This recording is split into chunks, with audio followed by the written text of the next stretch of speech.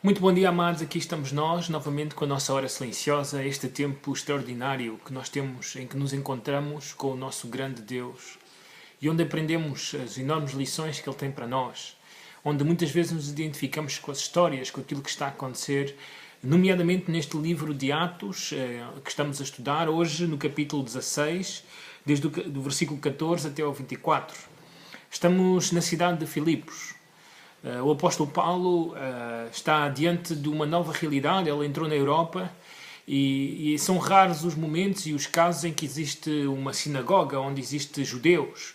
E a cidade de Filipos mostra ou denota que não existem 10 famílias de judeus e por isso não existe uma sinagoga, e isso faz com que ele tenha que mudar a sua estratégia, o seu método de poder alcançar as pessoas para Jesus. E lá vai ele para um rio onde as mulheres se reuniam para orar, muitas delas provavelmente prosélitas do judaísmo, que conheciam um pouco da lei, onde também muitas vezes liam essa lei e meditavam acerca dela. E lá vai o apóstolo Paulo e ali começa então a pregar a palavra de Deus. E nessa pregação, nestes encontros, nestes sábados, onde ele vai com a sua equipa missionária, nós nos apercebemos que há coisas, há lições que nós devemos aprender também quando estamos envolvidos com a pregação do Evangelho. Aliás, essa é a nossa primeira grande lição. Todos os crentes, em qualquer lugar, e nomeadamente todos os crentes da nossa igreja, a Igreja Batista de Miratejo, têm que pregar o Evangelho. Não é uma opção, não é uma escolha que eu tenho que fazer, não é porque eu sinto do coração que devo fazê-lo, mas é um dever, é algo que Deus nos tem chamado para fazer. Ai de nós se não pregarmos o Evangelho. Um dia estaremos diante da presença do nosso grande Deus, diante do seu Filho que se entregou por nós.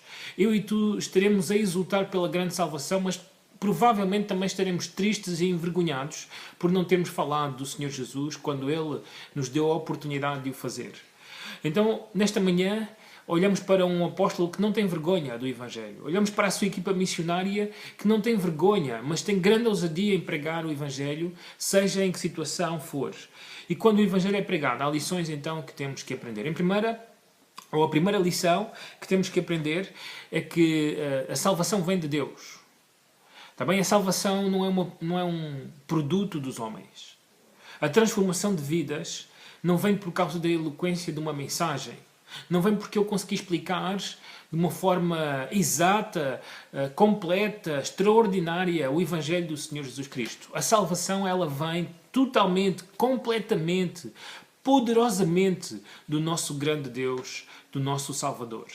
Assim, notem o versículo 14. Diz assim: certa mulher chamada Lídia, da cidade de Tiatira, vendedora de púrpura, temente a Deus, o que revela que ela era uma prosélita, nos escutava. O Senhor lhe abriu o coração para atender às coisas que Paulo dizia. Notem que não tem a ver com aquilo que Paulo estava a dizer. Nota que não tem a ver com a eloquência com a qual ele dizia, ainda que a mensagem é poder de Deus, assim, mas tem a ver com o facto de que Deus toca corações. É Deus quem tem que colocar a chave na porta dos corações e tirar o trinco, abrir a porta para que possa o Evangelho entrar e fazer poderosamente a obra que Ele sempre faz e fez nas nossas vidas. Assim, então a salvação é algo de Deus. Às vezes algumas pessoas desesperam porque dentro da sua própria família há pessoas duras que ainda não se entregaram ao Senhor Jesus Cristo. E desesperam por causa dessa dureza, desesperam porque as pessoas nunca mais se decidem por Jesus. Mas o problema é que estas coisas muitas vezes não dependem delas. É óbvio que existe uma responsabilidade, e nós vamos ver isso na nossa segunda lição, mas é óbvio que o primeiro passo tem que vir do nosso Deus. Então, em vez de desesperarmos com essas pessoas, de refilarmos com essas pessoas, dobremos os nossos joelhos e vamos ao soberano Deus e vamos pedir ao soberano Deus que toque os seus corações, que lhes abra o coração para atender à palavra de Deus. É exatamente isso que temos que fazer. A segunda grande lição é então a responsabilidade humana. No versículo 15, depois dela ouvir as coisas que Paulo dizia, de Deus lhe ter aberto o coração, diz que ela foi batizada. E o batismo é exatamente a responsabilidade humana. Naquele tempo, o batismo era algo que acontecia no momento em que a pessoa dizia: eu creio no Senhor Jesus Cristo, eu creio na sua morte e na sua ressurreição, eu creio que Ele é o mediador, que Ele é o único caminho, que Ele é a verdade, que Ele é a salvação para mim, é aquele que pode limpar os meus pecados. Quando a pessoa dizia isto, ela imediatamente era levada às águas do batismo e era publicamente identificada com o Senhor Jesus Cristo. E é exatamente essa a responsabilidade humana. Os homens têm que crer. Os homens têm que ir às águas do batismo. Os homens têm que dizer publicamente: eu creio no Senhor Jesus Cristo como meu Salvador. Quando temos pessoas na igreja que não querem dar este passo, mas que querem estar na igreja e querem desfrutar dos privilégios da família espiritual, assim, na verdade estas pessoas estão enganadas, porque elas ainda não assumiram a sua responsabilidade. Assim, não posso imaginar um homem ou uma mulher que depois de ouvir o Evangelho anos após anos e dizer a todos que é crente, mas que ainda não desceu às águas do batismo, de que essa pessoa realmente é salva. Porque a pessoa tem que entender a sua responsabilidade, e a sua responsabilidade é ir ao batismo, às águas do batismo, e dizer publicamente que ela é do Senhor Jesus Cristo. Então esta é a segunda lição. A terceira lição é que a salvação é evidenciada pelos frutos. Então, em primeiro lugar, a salvação é obra das mãos de Deus. Em segundo lugar, a salvação tem uma responsabilidade humana. Mas em terceiro lugar, a salvação é evidenciada pelos frutos. É muito importante perceber que quando o Evangelho entra, quando o Espírito Santo batiza as pessoas, quando a nova natureza entra, quando o próprio Senhor Jesus Cristo faz morada nos nossos corações, nada fica igual. A nossa vida simplesmente muda. Poderosamente se transforma. E é exatamente o que acontece na vida de Lídia. Sabem, nós temos que dizer isto muito claramente. Quando há pessoas que dizem que se converteram ao Senhor Jesus Cristo, quando dizem que aceitaram a mensagem do Evangelho, mas as suas vidas não produzem ou não mostram nenhuma evidência dessa salvação, assim, então nós temos que declarar com toda a autoridade que ainda não foi desta vez, que ainda não aconteceu, que ainda não chegou lá. Porque notem o que acontece na vida de Lídia. Depois de ela ter sido batizada, ela e toda a sua casa, ela rogou, dizendo a Paulo e à sua equipa missionária: se julgares que eu sou fiel ao Senhor. Então a primeira coisa, a primeira grande evidência que o apóstolo Paulo e a sua equipa missionária não podiam, vamos dizer assim, negar, era a fidelidade desta mulher para com Deus. E a fidelidade brota de alguém que é convertido, de alguém que já se entregou ao Senhor Jesus Cristo. Então não há dúvidas, a fidelidade era algo evidente, ou é algo evidente na vida de alguém que já tem o Senhor Jesus Cristo. Esta fidelidade é notória quando a pessoa vai à igreja, quando a pessoa serve na igreja, quando a pessoa tem práticas, hábitos piedosos. Assim, esta é a fidelidade, é a devoção a Deus. E em segundo lugar, a segunda evidência é entrar em minha casa. Assim, esta pessoa ou esta mulher, que muitos estudiosos dizem que era rica, era uma empresária naquele tempo, assim, abriu as portas da sua casa, provavelmente uma casa grande para poder hospedar toda a equipa missionária. Assim, ela abriu as portas da sua casa, mas como evidência da sua salvação.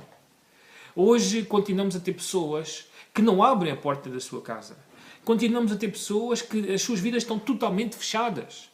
Elas continuam a ser como eram antigamente, antes de Jesus ter chegado às suas vidas. E por isto ser assim, o que elas verdadeiramente estão a evidenciar é que provavelmente não há salvação. Não houve salvação. Há religiosidade, há aquela coisa do domingo, há aquela coisa de cumprir com normas, com regras, com hábitos religiosos, mas não há vida espiritual. Não há o abrir a sua vida, a sua casa, para receber, para hospedar, para amar, para dar-se a outros. E é exatamente isto que está a acontecer na vida de Lídia, não é? Assim, como evidência da sua salvação. Assim, então, em quarto lugar, a salvação traz liberdade e destrói o nosso passado. Isto é muito importante.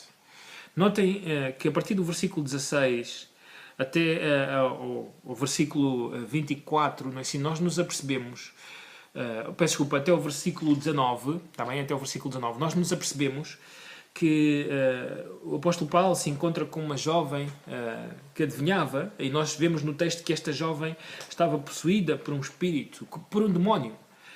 adivinhador, assim, e ela era usada como fonte de lucro por alguns homens, por alguns senhores, patrões.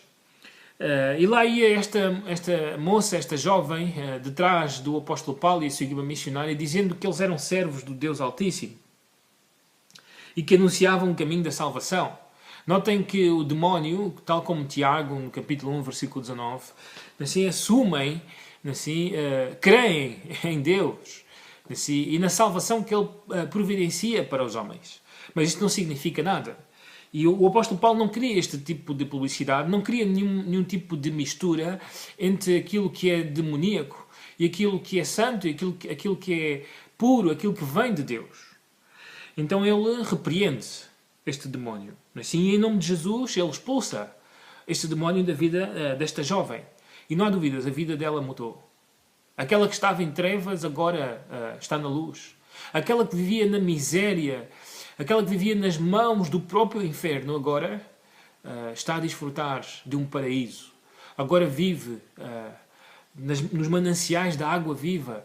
Agora ela está noutra esfera, noutro momento da sua vida. E isto trouxe felicidade para os missionários, mas grande perturbação para os seus patrões. Eles não queriam saber nada da sua vida, da vida desta jovem, simplesmente do lucro que obtinham dela. Mas o que queremos realçar no meio desta história é a liberdade que o apóstolo Paulo, através da salvação em Cristo, trouxe para a vida desta jovem. E é exatamente o que acontece quando a salvação chega às nossas vidas. Nós obtemos liberdade. Este espírito foi-se embora. Já não vai voltar, já não pode voltar.